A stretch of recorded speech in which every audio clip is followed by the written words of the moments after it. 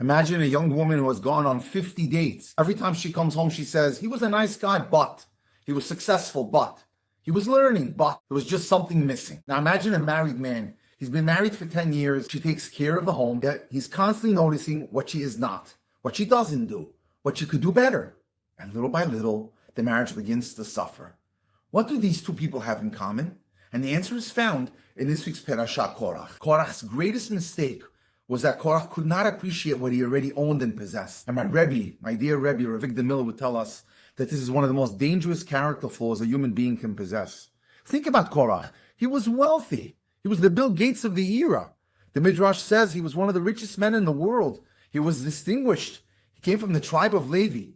He carried the holy Aron HaKodesh, which contained the 10 Commandments. He was part of the spiritual elite of the Jewish nation. Most people would have given their right hand to be him.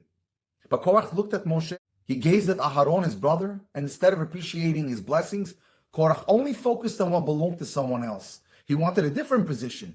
Korach seeked a different time. He wanted a different role, and jealousy just ate him up and consumed him.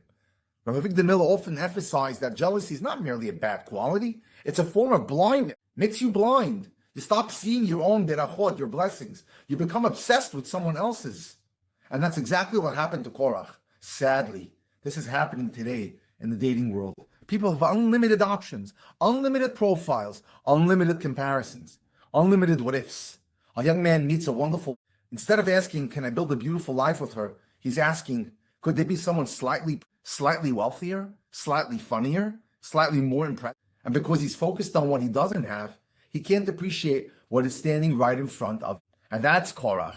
That's, ladies and gentlemen, what we call the Korach syndrome.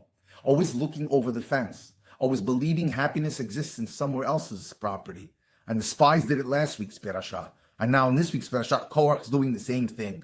And unfortunately, many people are doing it today, especially singles. The perfect person doesn't exist. The right person is the person with whom you build a beautiful life. And the same thing happens after marriage. A husband begins comparing his wife to other women. A wife begins comparing her husband to other husbands. Social media makes it even much. Everyone else's life and looks like it's perfect. Everyone else's marriage seems exciting. Everyone else's spouse appears flawless. By my Rebbe, Ravik de Miller would teach us that gratitude is one of the foundations of happiness. When we focus on what our spouse does right, love. When you focus on what your spouse does wrong, resentment just fast grows. The Gemara tells us, is Ashir, who is rich? The person who's happy with their portion. It doesn't mean only money. It means your spouse. It means you're happy with your family. It means you're happy with your life. It means you're happy with the blessings that God has bestowed upon you. The happiest marriages are not those with perfect people. They are marriages where two imperfect people appreciate each other. Korach could not appreciate his portion, and that destroyed and consumed him from within. And Rabbi Miller would constantly teach us that happiness comes from noticing the gifts that Hashem has already given you, not the gifts He hasn't given you. Every morning, we wake up and take a breath. We say, Modani, thank you, Hashem, that I'm alive. We walk, we see, we hear. We have families, we have friends, we have opportunities. And yet people spend their lives focusing on the one thing they don't have. And Korach, well, he had everything, yet he felt deprived. Moshe had challenges beyond imagination, yet Korach still jealous of him. One lived with joy, the other lived with bitterness. The difference wasn't what they owned and what possessed. The difference between Korach and Moshe was what they focused on. If you're dating today, stop asking, what am I missing? Start asking, what blessings am I overlooking? And if you're married, take 60 seconds, give this thought. Tell your spouse one thing you appreciate about them. Just one.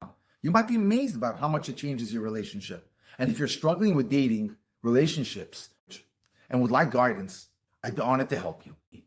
Rabbi Dr. Jack Cohen, 305-206-1916, or shoot me an email at drjackcohen18@gmail.com. For decades, I've had the pleasure and the honor to help singles find clarity, help couples strengthen their marriages, and help people stop making the Korach mistake. Stop overlooking the blessings that you already have in front of you. Because sometimes the greatest obstacle to happiness is not what you're missing. It's failing to appreciate what Hashem has already given you. Shabbat Shalom.